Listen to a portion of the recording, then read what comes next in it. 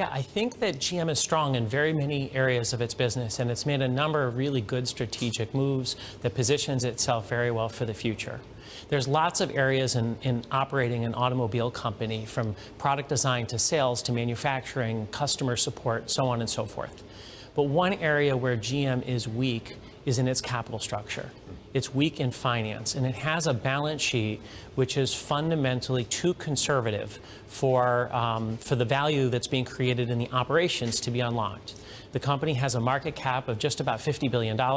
They have $20 billion in cash. They have an undrawn revolver of another $13 or $14 billion. They have a few $1 billion more in cash sitting offshore in places like China that isn't even counted. And with so much of the value locked in cash preserving for the downside, it leaves an inefficient capital structure for the company, and shareholders have been rewarded, therefore, with the lowest PE multiple in the entire S&P 500. It trades at a huge discount even to Ford. Were it to have Ford's PE multiple, the stock would be 30–40% higher.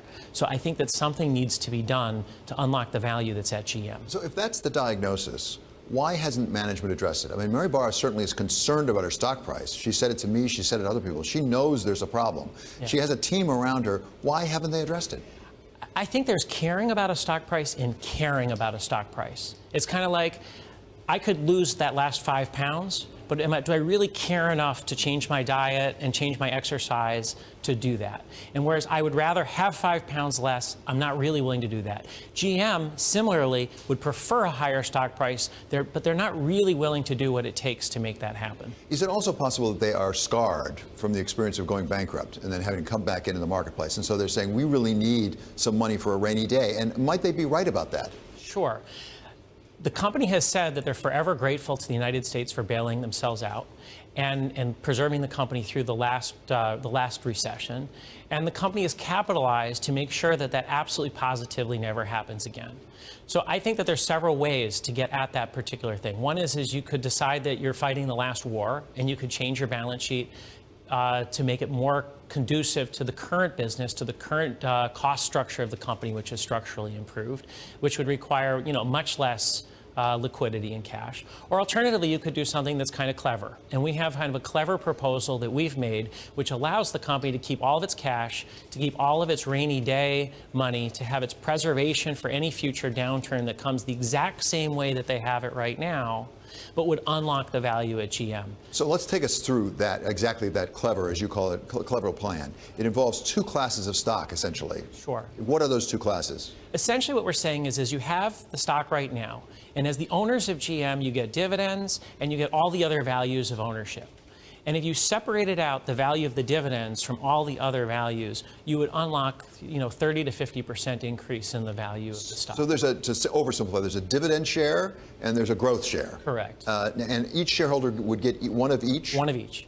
And you'd have the same dividend that you're getting now, and you'd have the same growth you're getting right now. But if you wanted to, you could trade one of them or the other. And the result is people who are more interested in dividends, you'd have new buyers that would come in for those dividend shares. And alternatively, if you're not interested in the dividend, but you're interested in the growth of the company, you would buy the other shares. Now, if the market were working properly, the value of those 2 shares should equal the value of the 1 share right now. And yet, you in your proposal say that you think there's a fair amount of upside there. Why is that? Where's the market imperfection?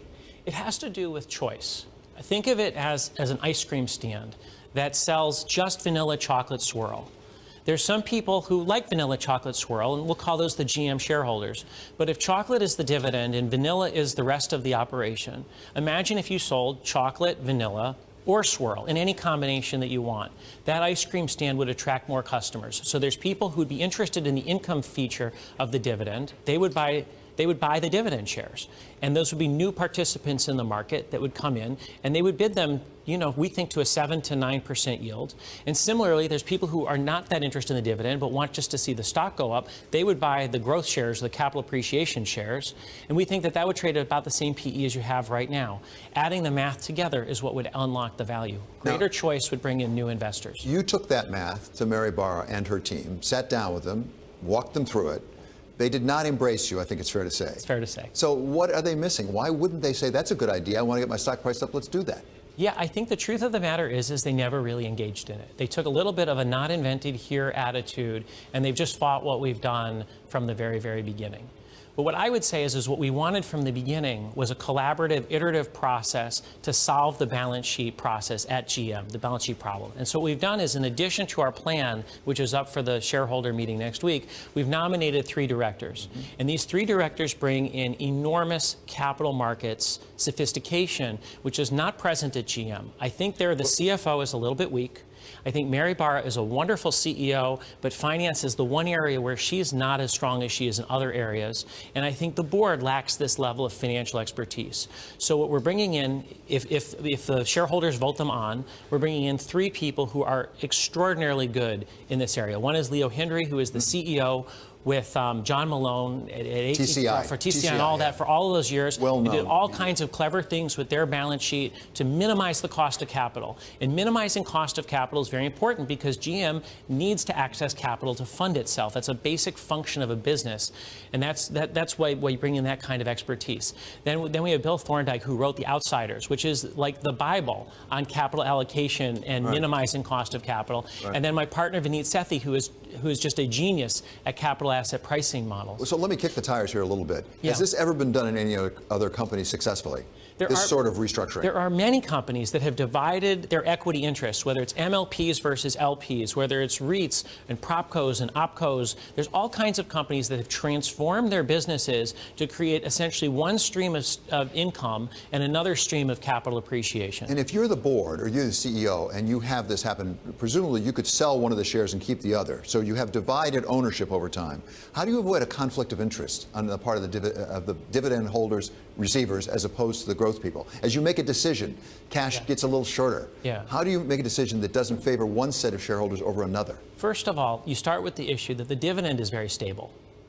GM pays out a little over $2 billion in dividends, and that's what would happen under this proposal. There's $20 billion of cash sitting on the balance sheet, so it's 8 years of dividends. So in almost any scenario you can think of, the answer to the dividend is you just pay the dividend.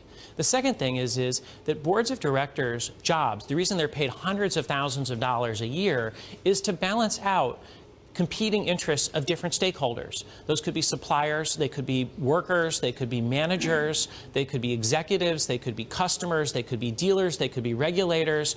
They could be just the general public, they could be creditors of different status, and shareholders.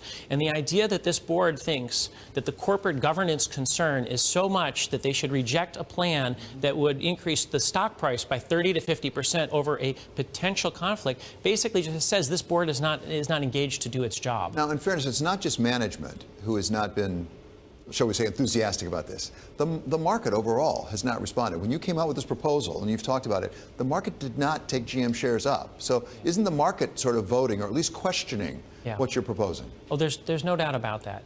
GM is essentially spending $15 million to peddle the bear case on its own stock.